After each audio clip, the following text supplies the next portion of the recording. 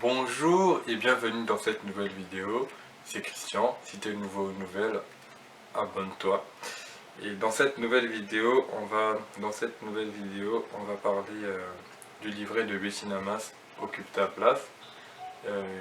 Ce livret est destiné aux entrepreneurs et aux porteurs de projets. Et dans cette vidéo, du coup, j'ai noté quelques points en fait que je vais partager avec vous.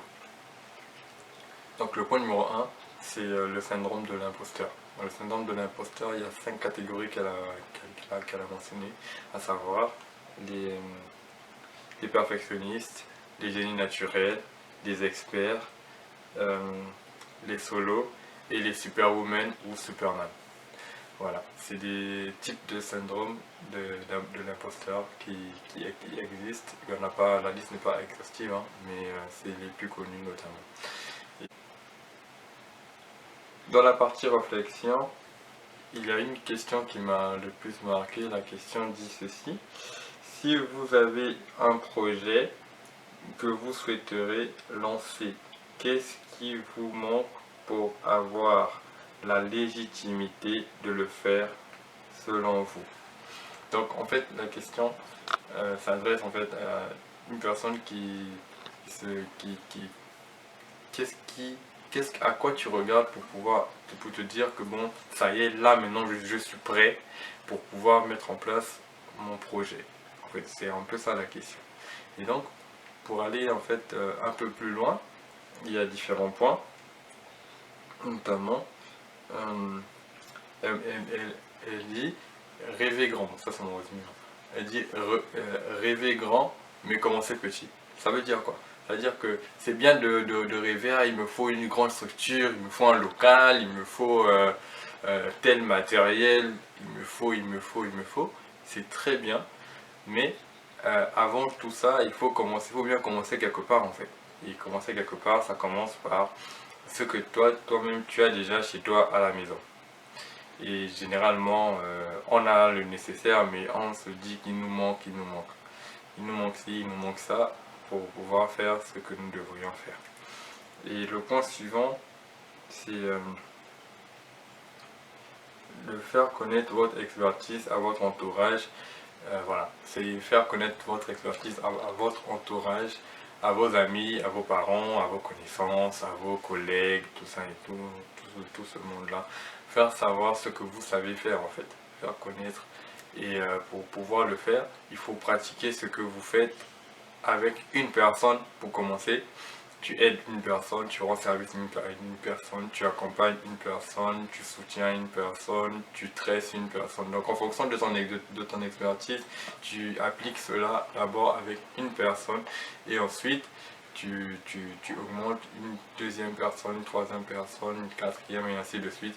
Et tu obtiens des témoignages en fait. La personne témoigne, t'envoie un témoignage vidéo ou audio, même juste une photo pour dire un peu comme par exemple pour une personne qui fait des tresses, tu peux tresser pendant 6 heures une cliente et à la fin des tresses tu fais une photo. Donc tu as la photo avant-après par exemple.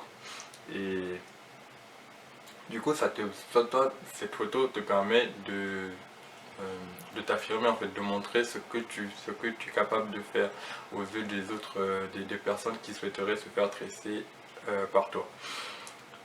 Voilà, donc le point suivant c'est commencer avec une personne, donc c'est ce que je viens de dire, recueillir le témoignage de la personne et ainsi de suite. Donc le point suivant c'est ne soyez pas défaitiste à vos propres yeux. C'est-à-dire ça veut dire qu'en fait il y a des personnes, ils voient le projet, ils se disent non le projet est trop grand, ah il me manque ceci, je suis pas capable de, j'ai trop peur, voilà. En fait c'est ton projet en fait. C'est ton projet, il faut que tu puisses croire en ton projet, tu dois être la première personne à croire au projet que tu veux mettre en place. Et donc du coup, il faut que tu montres aux autres personnes que tu sais en quoi tu as cru. Il faut que tes clients voient que la personne est sûre du produit ou du service qu'elle propose en fait. Voilà. Après, le point suivant que j'ai noté, c'est croyez en vous et en votre projet. Donc c'est un peu ce que je veux te dire. Les personnes, en fait, quand tu ne maîtrises pas quelque chose, ça se voit aux yeux des gens. Les gens savent que c'est pas bon. Mais par contre, quand c'est bon aussi, les gens savent que c'est bon. Donc il faut être en mesure de défendre son projet par soi-même, parce que c'est ton projet, c'est toi qui es initiateur du projet, c'est toi qui es à la tête, c'est toi qui est au front, tout ça et tout. Maintenant, il faut que les autres personnes aussi, en te voyant, croient que vraiment en toi, ils peuvent trouver solution à leurs problèmes. Et c'est comme ça que ça marche en fait. Le point suivant que j'ai noté, c'est inspirez-vous d'une personne, d'un leader dans votre domaine. Par exemple, si vous êtes dans les médias, il y a forcément une personne qui fait déjà ce que vous voulez faire ou que vous souhaitez faire et qui a des résultats. Donc inspirez-vous de cette personne-là, instruisez-vous par elle, allez la voir, consultez-la, suivez-la, abonnez-vous à ce qu'elle fait et tout, pour pouvoir rater aucune de ses actualités. Surtout qu'aujourd'hui tout est quasiment digitalisé, donc tout se passe en ligne en fait. Quand quelqu'un fait quelque chose, tu suis en ligne, tu vas suivre des tutos, tu suis des vidéos, tu suis un certain nombre de choses, tu suis des cours et tout ce qu'il faut que la personne propose.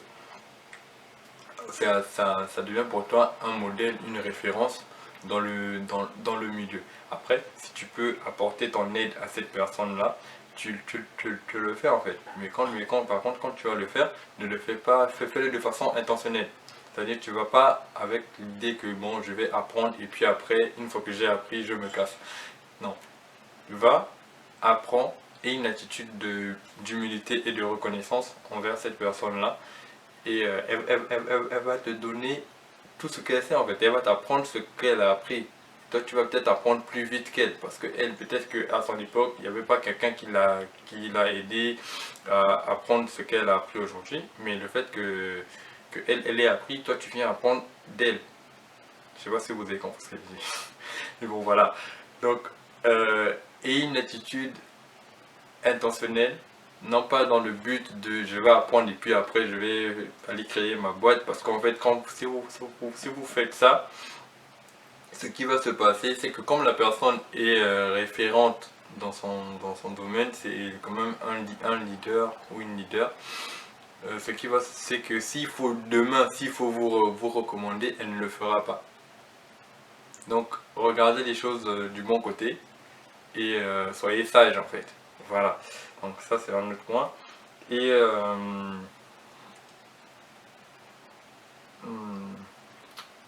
ben, pour finir, soyez une solution, ça c'est la conclusion. Soyez une solution, passez à l'action et occupez votre place. Donc voilà un peu le résumé du livret de Bettina Mas que je viens de vous faire. Si vous avez apprécié la vidéo, likez, partagez-la. Et je vous invite aussi à vous procurer votre exemplaire de ce livret. Il est très intéressant parce qu'il y a un côté pratico-pratique.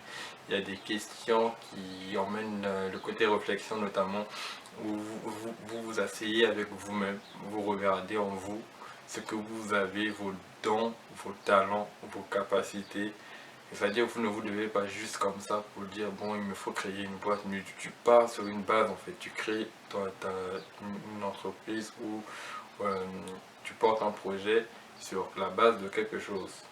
Pas parce que tout le monde fait que toi aussi tu vas les faire, mais tu trouves ta particularité dans ce que les autres font et tu apportes une valeur ajoutée à tes clients ou à les personnes qui vont te suivre. Voilà. Merci beaucoup d'avoir suivi cette vidéo et abonne-toi si ce n'est pas encore fait, like, partage et laisse ton commentaire en commentaire. Voilà, merci beaucoup et à très bientôt. Au revoir.